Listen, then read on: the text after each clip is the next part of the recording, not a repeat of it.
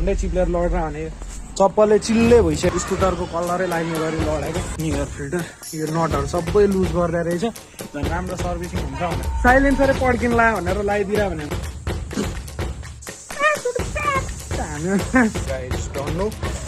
म हेलमेट कभरहरू सिलाउँछु। प्यान्ट त हाल जस्तो छ होइन।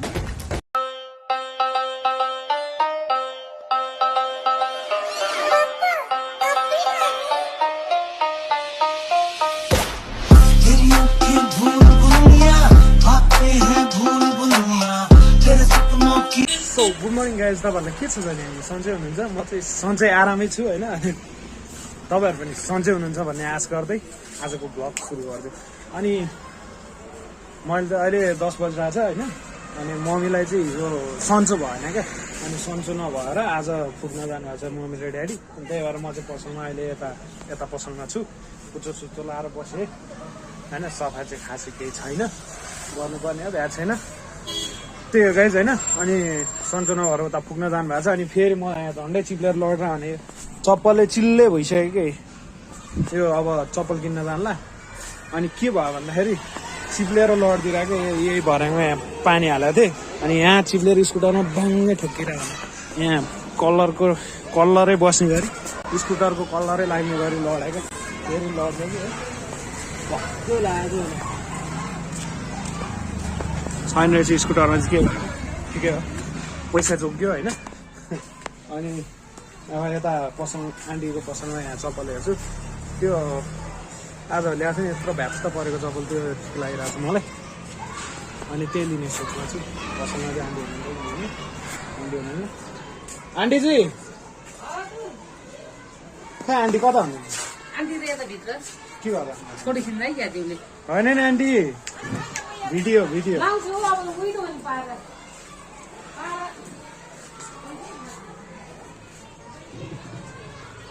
खाना आइरहनु आन्टी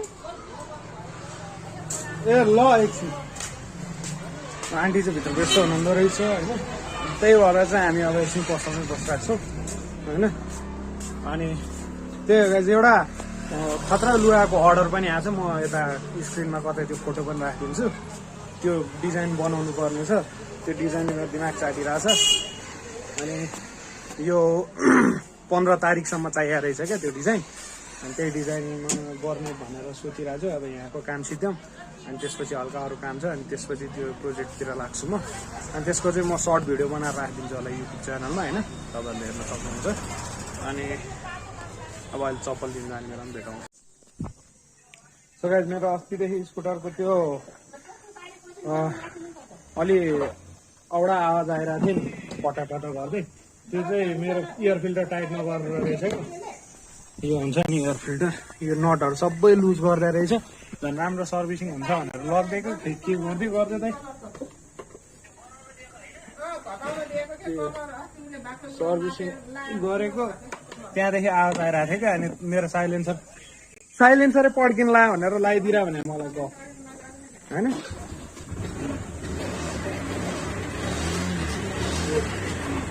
आवाज ठिक आइहाल्यो नि प्याक केही आउँदैन रहेछ त्यसलाई। त्यही भएन है दाइ, तपाईँले भिडियो हेरेर राख्नु भएको छ नि यो ठाउँमा। मेरो चाहिँ के सर्भिसिङ सर्भिसिङ गरेदेखि मिसफायर किन हान्यो भनेर एयर फिल्टरै लुज गरिदिरहेको रहेछ त। त्यस्तो कहाँ मलाई पनि थाहा नै थिएन।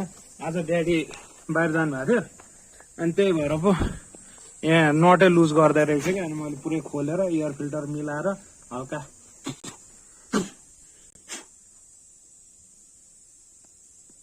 अनि त्यसपछि गर्दै आएको। अनि अहिले आवाज पनि मिठो आइसक्यो। अब सुन्नु है गाइस, अब तपाईँहरूले पहिलाको आवाज सुन्नु भएको छैन कि सायद है।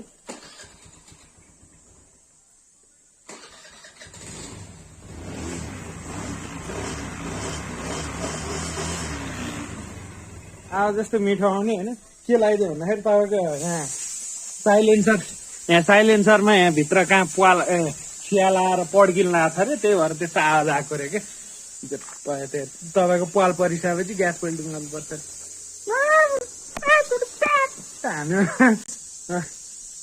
भइहाल्यो अब चाहिँ होइन। मेरो पसन्द फेरि भइसक्यो। अनि यसको सिटको कभर पनि फेर्नु पर्ने थियो है। अनि त्यही हो गाइस यसको ड्रमहरू पनि फेर्नु पर्छ। त्यसरी नै गाइज अब राख्ने अनि पसलतिर लाग्नु पर्ने हुन्छ। मेरो चाहिँ सबै भिडियोमा कपिराइट मात्र लागिरहेछ होइन। किन लागिरहेछ म आफूलाई थाहा छैन, इन्ट्रोले गर्दा हो कि केले गर्दा हो, आई डोन्ट नो। अनि हामी चाहिँ आज हेलमेट कभर सिलाउने, गाइज डोन्ट नो। म हेलमेट कभरहरू सिलाउँछु, यहाँ कतै फोटोहरू पनि राखिदिन्छु त्यो हेलमेट कभरहरूको। तपाईँहरू इन्ट्रेस्टेड हुनुहुन्छ भने मलाई इन्स्टाग्राममा मेसेज गर्न सक्नुहुन्छ, arnu1 भनेर छ होइन। त्यहाँ मेरो इन्ट्रोको फर्स्टमा पनि देखाउँछ त्यो इन्स्टाग्रामको, अनि त्यहाँ गएर अर्डर प्लेस गर्न सक्नुहुन्छ। अनि तपाईँहरूको त्यो फ्री साइजमा बन्छ, पिकाचो मात्र होइन, तपाईँहरूको डिमान्ड अनुसार कस्टम डिजाइन पनि बन्छ। तर तपाईँहरूले अर्डर गर्नु पर्यो कस्तो खालको के चाहियो भनेर। अनि बाँकी कुरा इन्स्टामै हुन्छ।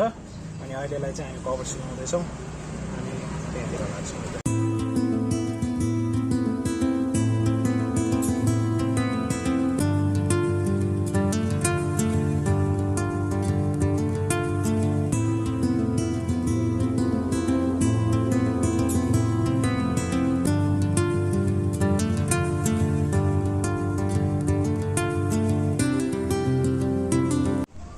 सो गाइस काटेर रेडी भयो होइन त्यो कभर।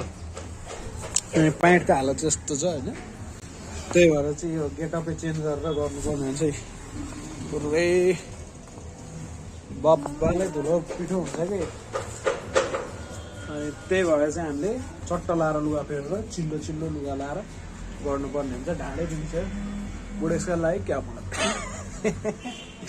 ल अहिलेलाई चाहिँ सिलाउनेतिर लाग्यो। सो गाइज आजको भिडियो चाहिँ यतैतिर एन्ड हुन्छ होइन, यतैतिर व्यवस्था मिलाइदिने हो। अनि भिडियो राम्रो लागेमा तल एउटा कमेन्ट छोडिदिनु नबिर्सिनु होला। अनि आजको लागि यति नै, बाँकी कुरा अर्को भिडियोमा है त। By by.